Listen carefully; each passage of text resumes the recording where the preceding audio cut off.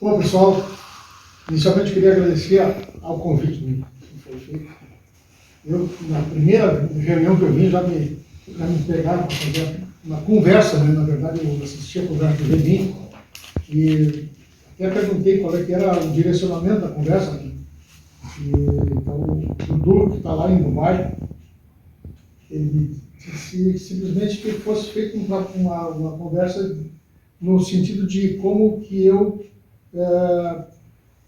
colaborei, ou estou colaborando com a minha cidade. Na verdade, essa foi a linha que me foi passada. Né? Então, eu fiz, na verdade, um resumo do que eu fiz até agora. Eu sou canelense de origem, nasci aqui, eu sou de 1951, eu estou com 71 anos hoje, e vivi aqui até os 16 anos, quando o pai resolveu vender todas as coisas que ele tinha aqui e nos mudamos para Porto Alegre, em 68 isso. Aí nos estabelecemos em Porto Alegre, a família toda, nós éramos em 4 irmãos, e lá nasceu mais um. Ficamos então em 5 irmãos, e hoje são 3, hoje já faleceram. E aí eu vivi durante 20 anos em Porto Alegre, corridos. Foi o tempo em que eu entrei na adolescência lá, consegui terminar meu segundo grau, saí daqui, já estava no curso do meu segundo grau, e tive a felicidade, então, por morar em Porto Alegre, a facilidade de poder cursar uma universidade. Facilitou bastante a vida, porque nós morávamos inclusive perto da PUC, dava para ir até a pé, eventualmente, e eu fiz então lá o meu curso de biologia. E durante 4 anos, então, eu cursei, e quando eu me formei na biologia, eu almejei fazer um mestrado, queria fazer um mestrado na área de ecologia. Por que ecologia, não só a biologia? Porque a biologia ela te dá um conhecimento amplo da natureza, mas ela te abre portas para tu te especificar em determinados campos. Então, uns se especializam em peixes, outros em aves, outros em insetos, outros em plantas, enfim. É um campo multidisciplinar. E eu não queria ser um especialista. A minha ideia era ser um generalista. E para ser um generalista, eu tinha que estudar muito a ecologia. E abriu nesse meio tempo, bem no fim do meu período de graduação, uma pós-graduação em ecologia na URGS. E eu fiz o concurso e passei. Aliás, eram 10 vagas, eu fiquei em 11º. Fiquei de primeira suplente. E, para minha felicidade, um dos participantes, uns que foram contemplados, que eram de Minas Gerais, se não me engano, ele teve um problema familiar e não pôde, e eu entrei na vaga dele. Então, foi assim que eu entrei no meu mestrado de ecologia, mais 4 anos então. E eu não me especializei, eu me tornei por querer, um conhecedor amplo da natureza, o mais possível, evidentemente, porque não se consegue fazer tudo e ver tudo. E nesse meio tempo eu comecei a dar aula na PUC, por convite deles lá que eu me formei através de um canelense chamado Arno Lise. Alguém conhece ele? Alguém lembra dele? O Arno Lise era meu professor na PUC. E quando eu me formei, ele me convidou. Canelense? Sim. Família Lise. Moravam ali na frente, onde hoje é um restaurante ali. Tem ali. Na antiga CL. Isso aí. Filho do seu Avelino, Lise? Eu acho que é. Eu não sei o nome do pai dele, mas né? O cara das aranhas? Isso aí, é especialista em aranhas. Ele me convidou aí, comecei a trabalhar com ele, e depois eu fui para uma outra área lá. Mas enfim, aí eu trabalhei durante 9 anos como professor da PUC. Fiz vários trabalhos lá e tal, mas aquilo não estava me satisfazendo, a minha necessidade de conhecimento. Aí eu me demiti da PUC e resolvi voltar para Canela. Foi uma onda de protesto familiar assim grande. É louco, largar uma universidade, um emprego na faculdade e tal. O que tu vai fazer em Canela? Esse é meu irmão mais velho. O que tu vai fazer em Canela? Tu é louco? Voltar para Canela? O que tu quer lá? Eu quero morar em Canela. Eu sou canelense, quero fazer alguma coisa pela minha terra. E voltei. Na época eu era casado com a mãe dos meus filhos, vim com os 2 pequenos para cá. E fazer o quê? Aí eu me perguntei.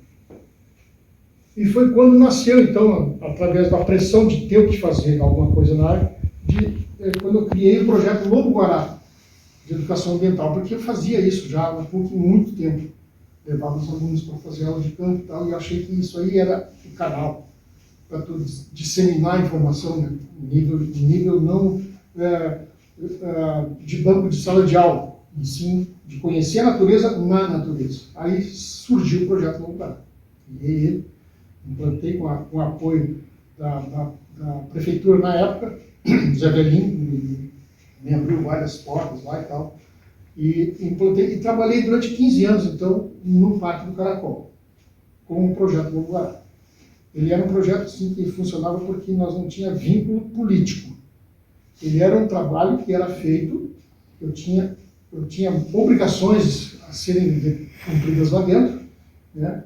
E que era de fazer trilhas, manutenção de trilhas, manutenção daquela casa onde foi feita a série do projeto, criar ali um museu que foi criado, ter uma biblioteca técnica disponível, que no caso era AIM, enfim. E funcionou porque nós éramos um contrato de trabalho, né?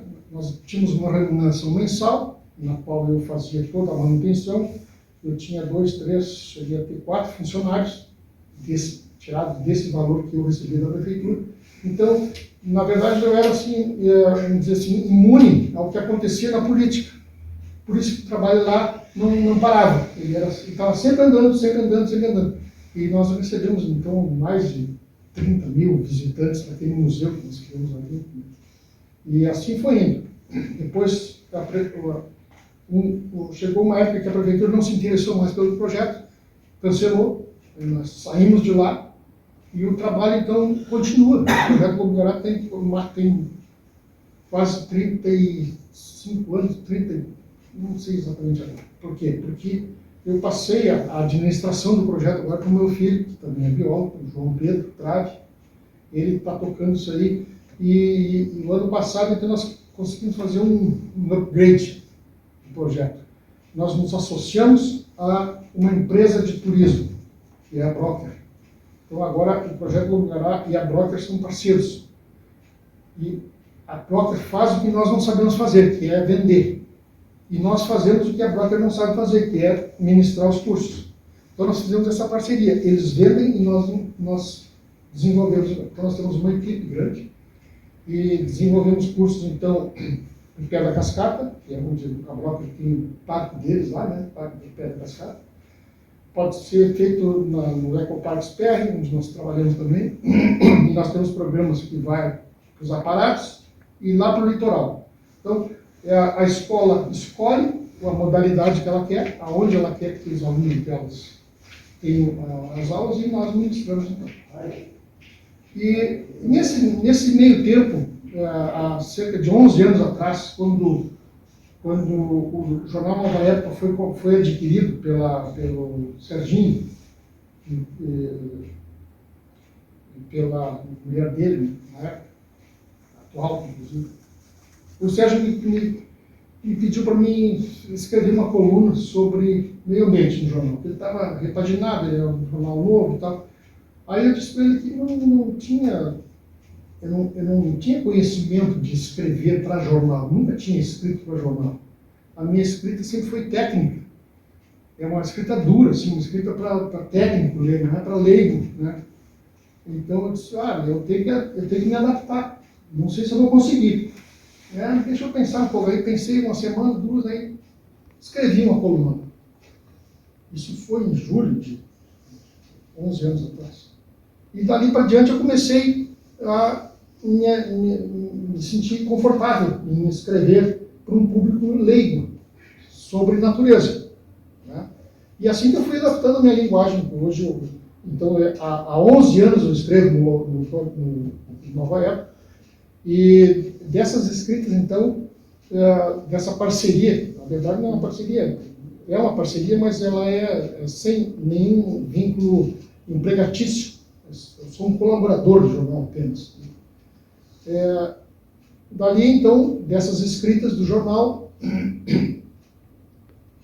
uma irmã da Marina Gil, que hoje são os donos do jornal, ela me comprou depois. Ela é colega minha também, bióloga, já aposentada. Ela lia as minhas crônicas e disse um dia para mim: Hugo, eu vou. Ela tinha uma editora em Porto Alegre que publicava livros técnicos. Ela disse: eu vou reunir umas crônicas tuas, que eu gosto muito, e vou publicar um livro. Eu digo: como assim? Não, vou publicar um livro, fazer um livro para ti. E aí saiu isso aqui, ó.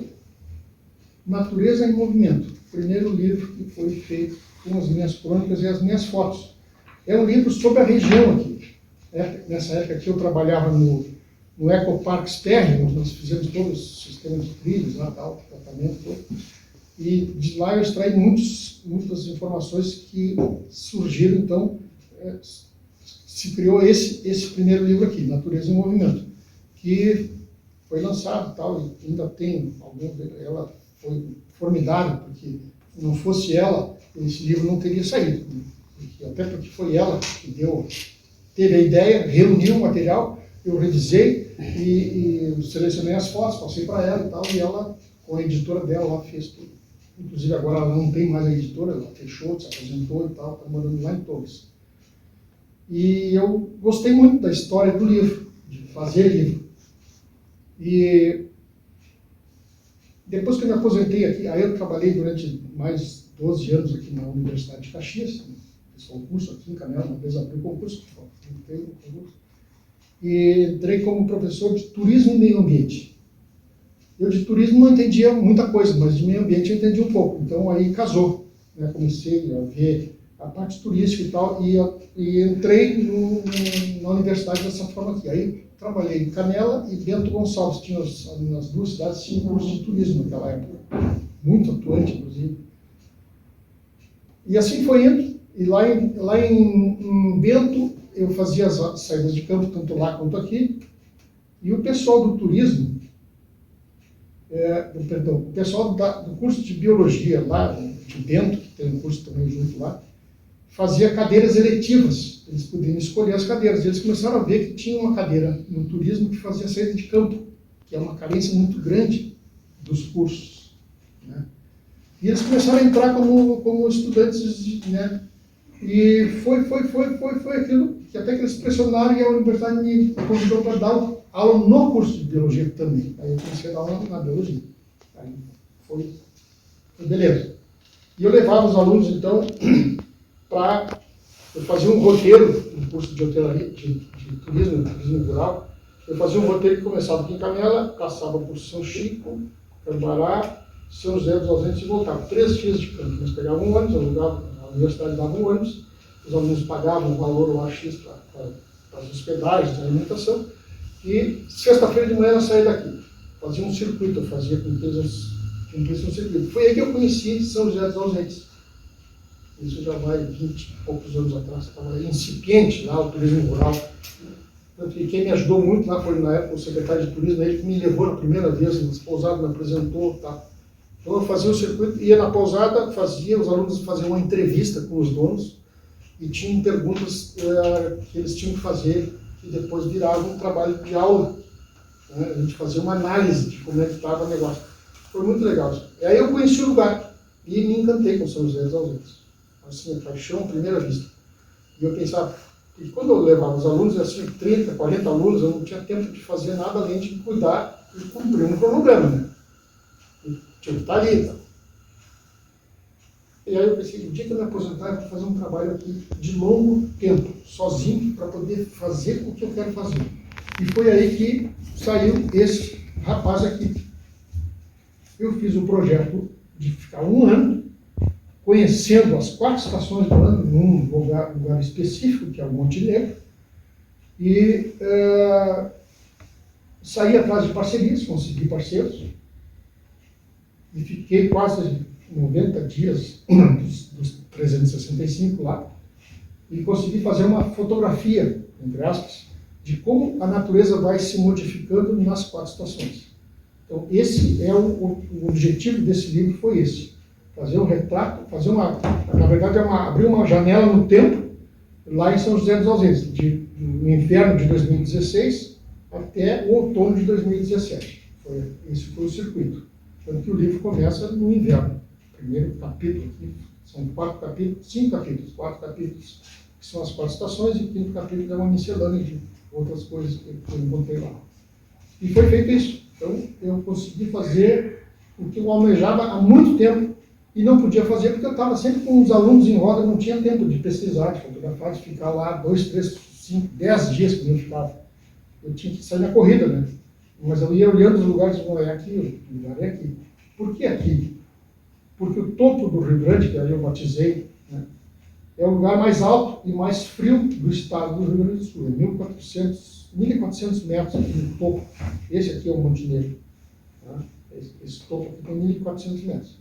É o lugar mais alto. E eu disse, então está aí, é um ícone, né, estadual, na geografia do estado. E aí eu trabalhei no entorno assim, de uns 5 quilômetros em volta desse monte, o cânion dele.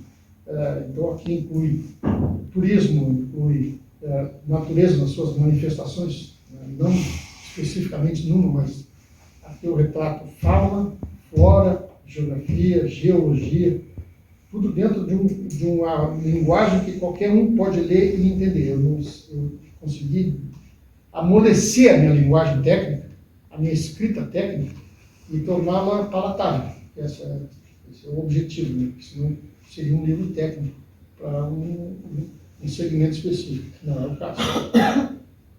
E não contente, eu continuei. Depois da pandemia, eu resolvi fazer um trabalho, aí eu conheci melhor a região, andando para lá e para cá. E tem lá um rio chamado Rio Silveira, em São José dos Ausentes. É um rio espetacular, ele nasce nos cânions, no sul do Monte Negro, inclusive, e deságua no Rio Pelotas. Não é um rio longo, é um rio mais ou menos curto.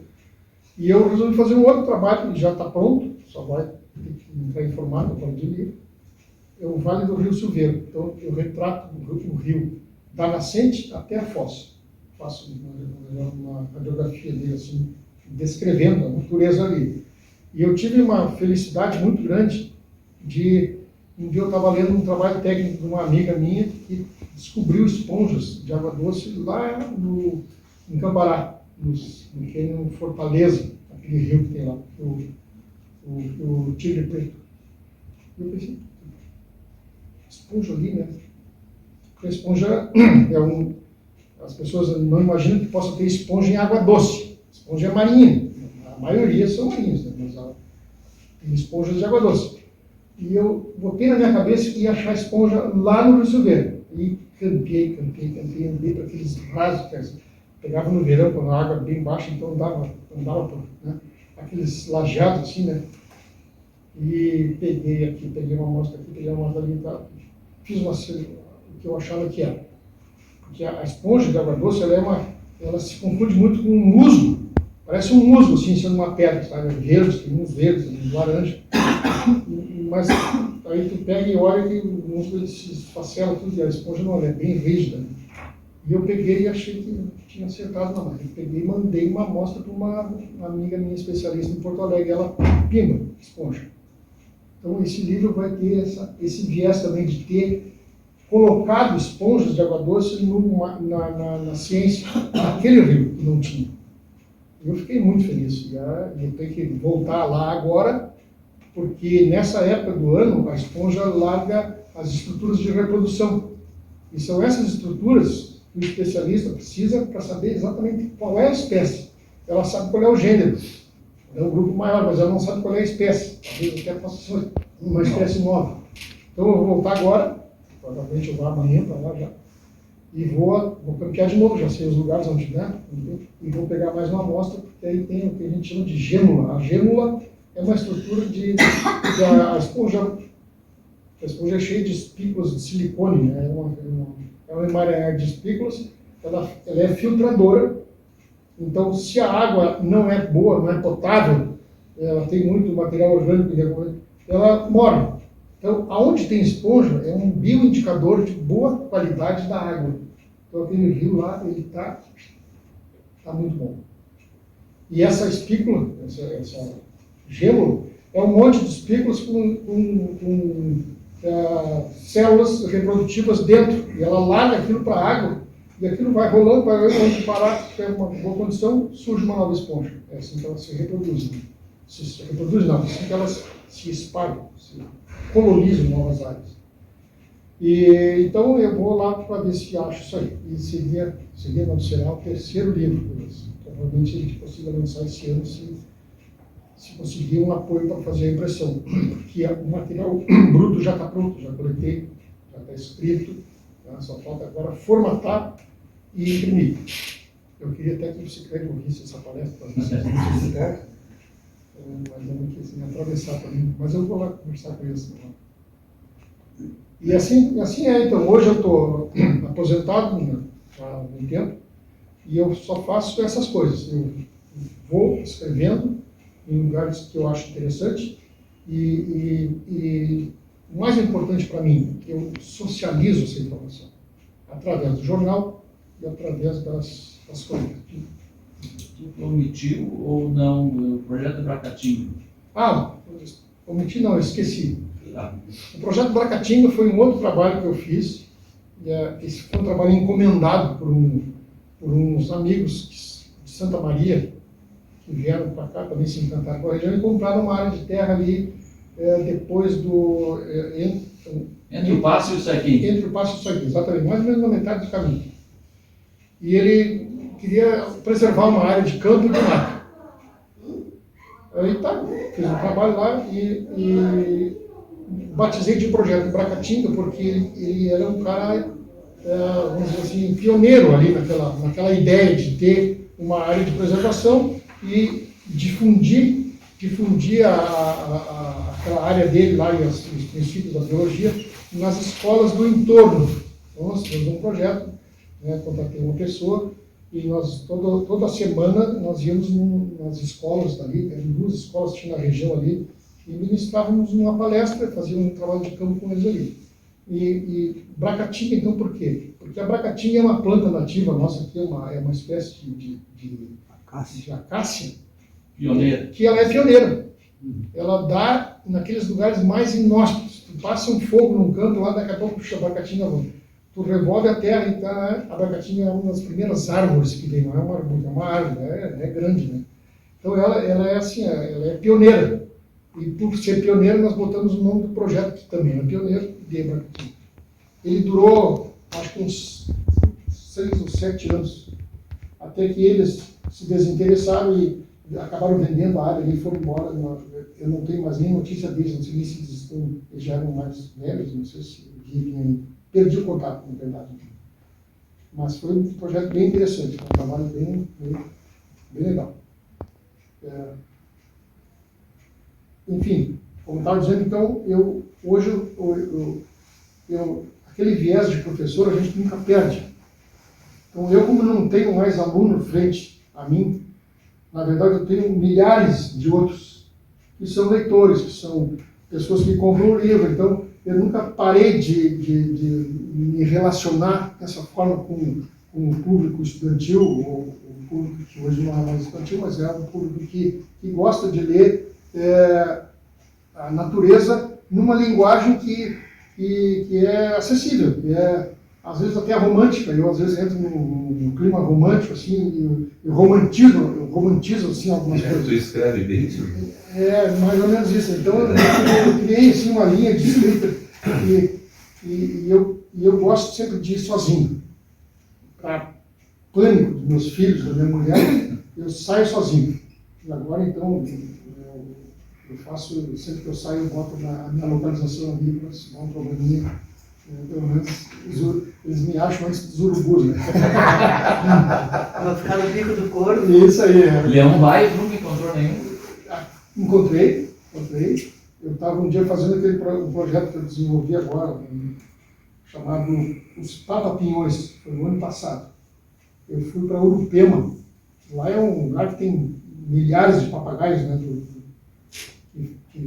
Como lá tem muita araucária, muita reserva de araucária ainda, em Urupema, aquela região toda ali de Santa Catarina, tem uns amigos meus que tem uma RPPN lá, uma reserva particular.